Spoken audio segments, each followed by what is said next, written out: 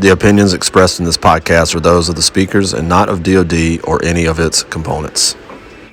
Take me to the countryside.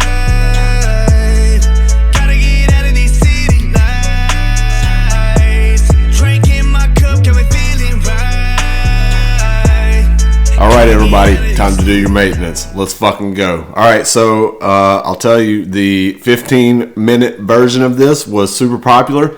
I get it, right? Like, you're not going to dedicate an hour to watching me talk. So we're going to try to keep it at that 15-minute mark. That way you can get it in while you're, getting your morning shave or making your coffee or whatever it is, right? Whenever the time is right for you to watch this W1R. So let's get our fucking maintenance done, right? All right, I'm fired up again tonight. Even though we're going to talk about some stuff that may not be as exciting as last time, but I'm still fired up to talk about it. So let's get one thing out of the way. Will Smith slapped the shit out of Chris Rock at the Oscars. Look, I'm not a fanboy. I don't like to give hot takes, but I will give my take on this one. Okay, here's the deal. So if you're not tracking, Will Smith offended by something that Chris Rock said as a joke at a roast. It was a roast, which is kind of part of the Oscars. I haven't watched the Oscars, but I have watched the Oscars before. And, it was messed up, right? It was messed up, and Will Smith went up and smacked the shit out of him. And I think it was shocking to everyone, including myself. But here's what I think about it, okay? So if I am in the audience at, a comedy show or performance, and someone in the, in the pattern of their performance, so Chris Rock being a performer, being a comedian, says something offensive, you just kind of like roll with it. It might actually bother you, but you know what? You roll with it because it's a public forum. And so for Will Smith to get up and walk up to the stage and physically assault this dude, right? Real talk. I mean, he slapped him. He didn't punch me and knock him out, but he slapped him. And I don't know. For me, although I understand how Will Smith felt, right? Nobody likes to talk about, nobody likes it when somebody talks about your old lady, right? So I get it, but that was it was just wrong, right? He shouldn't have done it. Now, if we're at a backyard barbecue or we're hanging out at a party and somebody spouts out for the mouth, yeah, knock their ass out. Straight up. All right, you ain't going to talk shit about my old lady. But he being a performer at a public event, it was just unnecessary and uncalled for. And, he apologized for it. And I hope that he calls him and says, hey, man, my bad, dude. Because it's just a bad look, right? It's just unnecessary and kind of gross. I won't comment on Will and Jada's relationship because none of my fucking business, real talk, okay? All right. So that's done, right? All right, so now let's talk about what we're going to talk about. There's a couple things. So I want to share an experience with you. That's what this, W1R is about, something that was impactful to me in the last week since we did the last one. And for me, this time it was either yesterday or two days ago. I tuned into Chris Norris's live meditation event. He is the mindfulness and meditation, guru for Consequence of Habit. And if you're not following them on whatever social media platform that you use, then you should. It's a podcast, but it's also kind of this idea of people that set habits usually as recovery from some addiction of some type. And so the new addiction becomes whether it's working out or running or just doing good, right? And so, so Chris is the mindfulness and meditation kind of guru for them. And he did a live meditation event on Instagram, which I tuned into, and I've known Chris for a while. And so tuned in.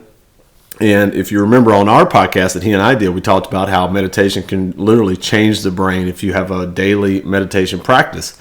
And so I was like, let me give it a shot. I'm talking all this shit, right? Oh man, you should you should do meditation and stuff. But Do I do it? No, right? And that's kind of typical, I think. We talk about all the great things that we should be doing, but do we actually do them? So I said, all right, let me give it a shot. And, so Chris is experiencing this, and, so he kind of talks you through it, and, about taking deep breaths and closing your eyes and kind of picturing this warm light outside your field of vision. And, probably 10 minutes into it, I realized the potential and the impact of meditation. It's going to sound crazy, okay? Like, I was in such a detached, moment that I visioned, I don't know, like I felt like I was amongst the clouds, kind of in a blue sky. And I didn't go there intentionally. I didn't think let me picture that I should go here and be relaxed. But I found myself there, and I there was nothing else. And I didn't intentionally try to tune anything out. I just kind of let it happen. And in that moment, I felt totally relaxed. But I also was completely detached from any of the things that were happening for the day, which hopefully Chris is watching this and maybe he'll comment on YouTube or somewhere and tell me if I'm right. But I think that's the idea. The idea of meditation is that you have this moment where you are completely detached from everything, and it just essentially clears the slate, right? All right, let me wipe all this stuff off the table. And then when you reset, then it's okay, now I have almost like a calibration. Okay, I've calibrated this gauge, and now I know exactly where my starting point is. Anyways, it was amazing. And what he talked about, and which I'll talk to you about, is this idea of savoring the good moments. So, I don't know. Let's name something, right? Your kid does great in a sporting event, or you exceed some personal record, whether you're working out or running or whatever. Or, for me, it was about this idea of helping people connect, because that's what I really love, right? That's what I'm passionate about, is connecting people that have potential and ideas, and they can help each other do things, right? And then kind of what he talked about as he brought us through the practice was what traits do you have that contribute to that good thing that happened to you?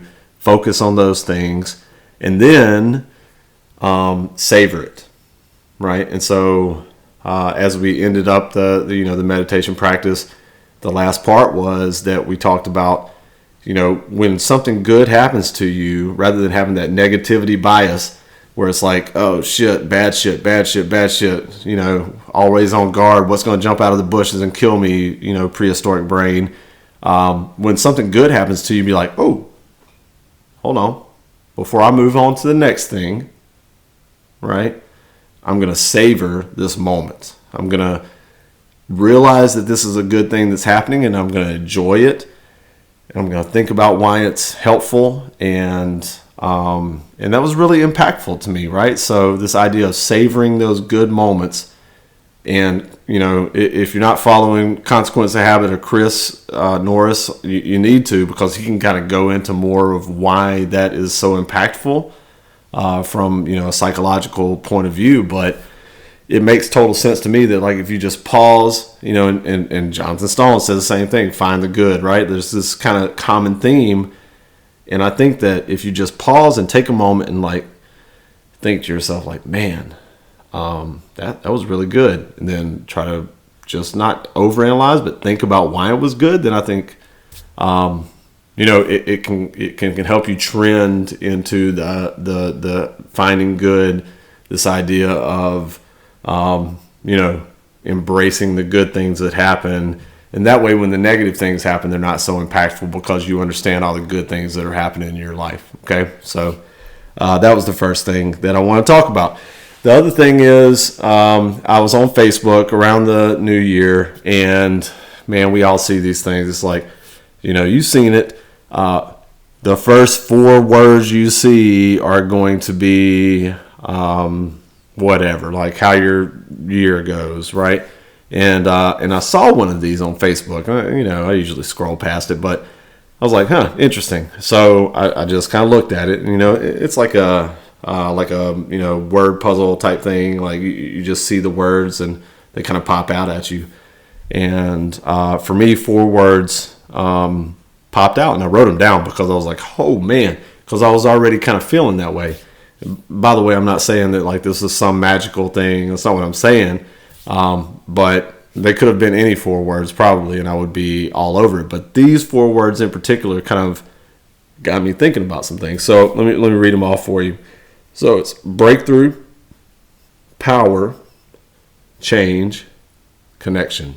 Okay, so I want to briefly talk through those because those are really impactful for kind of where I'm at right now and where my life is at and what I'm trying to do in this year and maybe going forward, right? So with breakthrough, I think about this idea of breaking through in my personal life, right? Like, okay, letting go of some of the baggage, letting go of some of the past, and just breaking through to the new thing.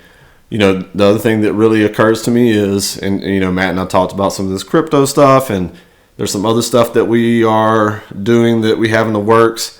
And so there's this idea of breaking through from a financial standpoint, and I just think that maybe we always want to break through, but for me, when I read that, I was like, okay, yeah, like this is a year where I break through the bullshit kind of thing, right? And maybe you're thinking the same thing. Maybe this is the year where you break through the bullshit. The second one was power. When you hear power, it has all these negative connotations, but it's not power like all-consuming, power like Thanos or whatever. It's more like internal, right? Like power over myself, so like self-control and like power over the things that I do and that I say, and like so it's kind of like this self-power kind of idea, right? Which really kind of hit hard, right? And then the third one was change. Change usually has this idea of like it's an assertive thing, right? Like I am going to make change happen. Okay. But I'm looking at change this year as I'm going to allow it to happen. And this is going to sound, all whatever, mythical or something, but I really believe the universe has like all these different paths, right? And the one that brings the most joy and happiness is available, but we tend to resist that path for whatever reason. I know I've done it in my life consistently. And so when we talk about change, I want to let it happen. So when the good thing, presents itself, I want to be like, oh, there it is. Instead of being resistant to it and saying, that sounds hard, or, I might be embarrassed to do this thing. Instead, when that thing presents itself, I'm going to allow that change in myself and my life to happen. Okay. And then the last one is connection. So I know a lot of cool people. We've talked about this, and that's why I wanted to do this podcast. But do I stay connected to them on a regular basis? Not really. Again, we've talked about I'm an introvert, like maybe a lot of you are.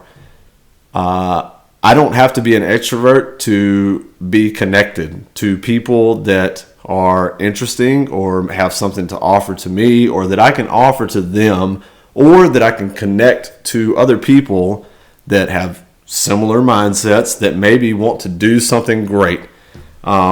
I won't get into the thing that Matt and I have been talking about for a week or so now, but there's this thing that may be happening here soon that required some connection. And I found that connecting these like-minded people to do a good thing is truly my passion. It's my passion. It's like what I love to do, right? And I'm not doing it because I think I may get some benefit from it. It's because I know that they are in positions that they can make something awesome happen. And if I can facilitate that awesome thing happening by knowing these 2 or 3 or 5 or 8 people and saying, hey man, you guys should talk because you all want to do something similar to help people, then man, that is amazing. That's like what I love to do. Okay. So, breakthrough, power, change, connection. Okay.